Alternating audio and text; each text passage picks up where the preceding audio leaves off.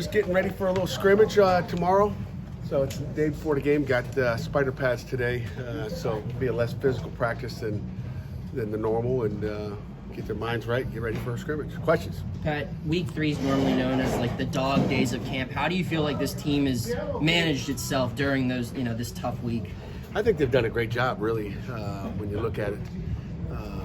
I think mentally we're in a good place. I think the NCAA, and I've maybe mentioned this before, giving us those 2 extra days keeps these guys a lot fresher. It's not like it used to be. The dog days, there are no dog days. I mean, dog days was back when we played, and you had triple sessions and double sessions, and it got brutal around practice 14. But, practice 14, day 14 or day 17, whatever we're on, could have been practice 24. When you had double sessions, it's not that hard anymore like it used to be. So I can't even call it dog days. Probably, back then you probably thought 2 days, got to do it. Got to have 2 days, toughen guys up. And that, do you kind of look back now and say, nah, probably didn't need to do it? I think, there's a toughness, that you like. I think there's a, since I've gotten here, when we could do 2 days, and we never did the amount that you had to. I felt like, I probably did 2, maybe 3 a year maximum.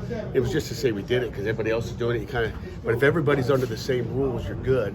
And everybody's doing the same thing. I think that's our advantage. Is we're gonna be detailed out and get it done in the amount of time we're allowed to. Matter of fact, I think we have still 1 less practice than you're supposed to, because I think freshness is important. I think we got to keep our kids fresh. We want to be as healthy as we can be going into the opener. How's your defense responded after losing the first scrimmage? Fine. It's you lose a scrimmage. Sometimes it's the head coach helping you lose. But like I said, it's part of it. I don't know if they lost a scrimmage in the spring, but I don't think they've looked back and said, "Oh, we lost. What are we going to do?" and panic. I think they probably blame me for it. But I think the big passes that you gave up is just a lesson. And you gotta lose some of those. Okay, Coach Junko's fired up today. But you gotta lose the battle to win the battle, I think. And, I'd much rather lose it on a Saturday than lose it on a game day. And our guys need to know where they are. And I think it was a great by our offense. And again, it was like, okay, defense better buckle up, and they have this week, so they've responded good. How's the battle for that second quarterback spot going between Nate and Christian? It's a battle. I think Christian had the upper hand yesterday. It goes back and forth, daily. So it's about that consistency we talked about, and who's going to be that consistent guy. I think both of them are guys we can win with. Specific NCAA rule we reference all the time, like days off during the week. Yeah, there's certainly. I wish I could give you the number on it, but they added 2 extra days to day off. Okay, you don't have so many days, so I think they let us come to camp 2 days extra so that we could give them a day off. Oh, I see. So the NCAA always talks about health and safety, but it's like you're giving us a small window to get these practices, but we're going to get them in. But like in the spring when we practice on Tuesday, and then we have Wednesday off, we practice Thursday, have Friday off, practice Saturday, have Sunday off, and Monday off. It just it takes care of your body, and I think that's the important thing. And that's what the doubles, not doing the doubles has done for our kids. I think they're healthier, and we're taking care of them a lot better. It's important. Are there any younger players standing out on defense? On defense, younger guys. I tell you, I'll start. The Brookins kid from Steel Valley, Cruz is doing a great job. He's getting even some reps with the 2s. We're just trying to sprinkle it in, but without too much. And he's played a little corner, he's played a little safety. He's very capable. He's smart. So I would say on defense, he's the guy. And Jordan Bass and Rasheem Biles are going to be 2 really good players as well at the linebacker position. I think it's too early on the D-line. That takes a little bit more development there on defense. When you're watching your linebackers practice, what are the elements that you look for to see that indicate to you and your staff guys should be at star, Mike, or money? Like, are there different things that you see like that perk up to you guys when you go back over the tape? No doubt about it. There's guys that can play in space and guys, that can't. The other linebacker I didn't mention is Braylon Lovelace. He's, again, another freshman. I guess I don't want to look at him as a freshman because he was here in the spring. But the 2 newest guys. But does he know there's media over here? No, I don't think so. Respect. Unbelievable. What was the question? Sam, Mike, and money. Yeah, there's different characteristics of all those guys.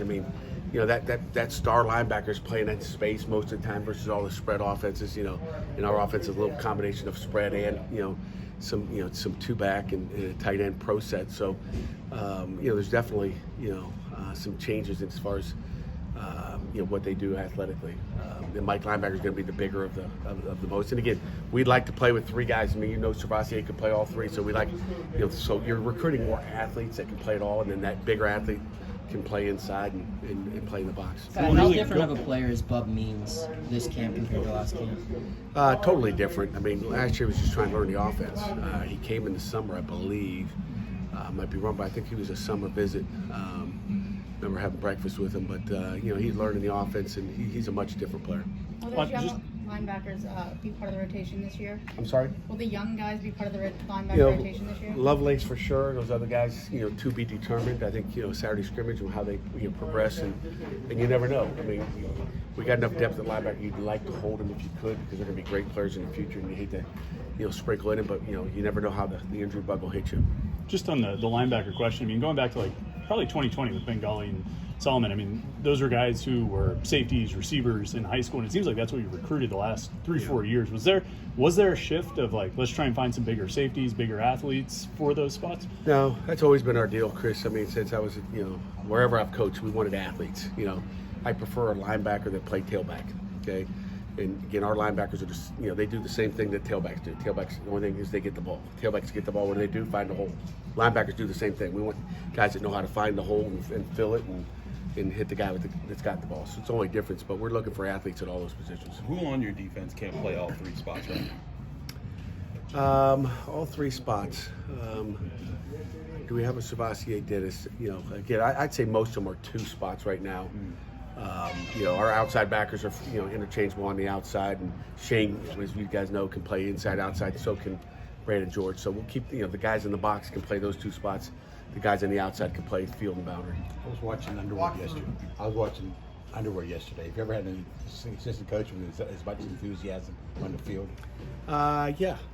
He better have enthusiasm. They better all get cranked up. That's good. But make sure he has it today. If you see him dead today, get after him a little bit, okay? Let me know. That's good that there's enthusiasm. There better be. I think that the players feed off the coaches. If the coaches are enthusiastic, the players are kind of feed off that. All right, I'm going to walk through, guys.